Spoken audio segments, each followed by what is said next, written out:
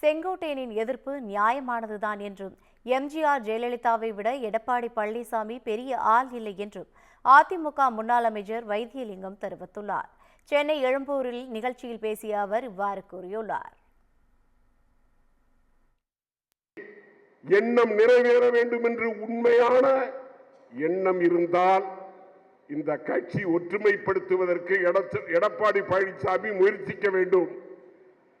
அப்படி முயற்சித்தால் எடப்பாடி செய்த பாவமெல்லாம் கழிந்து இந்த இயக்கம் வளர்வதற்கு அவர் துணை இருக்கிறார் என்று பொருள்.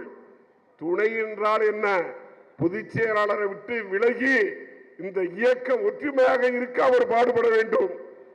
அதுதான் ஒவ்வொரு தொண்டனுடைய எண்ணம்.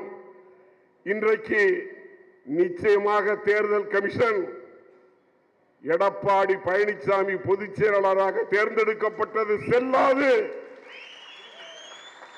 என்ற அறிவிப்பு வரும். ஏனென்றால் புரட்சித் தலைவர் வகுத்த சட்ட விதி பொதுக்குழு எந்த தீர்மானத்தையும் ரத்து செய்யலாம். ஆனால் தொண்டனால் தலைவன் தேர்ந்தெடுக்கப்படுகின்ற விதியை யாராலும் ரத்து செய்ய முடியாது என்ற விதி இருக்கிறது. அது ஒன்றை மட்டும் சுட்டிக்காட்டி தேர்தல் கமிஷன் பொதுச் செயலாளராக எடப்பாடி தேர்ந்தெடுக்கப்பட்டது செல்லாது என்று அறிவித்தால் எடப்பாடி பர்ம அகதியை போல் ஆகக்கூடிய சூழ்நிலை வரும். அரசியல் அனாதையாகக்கூடிய சூழ்நிலை வரும்.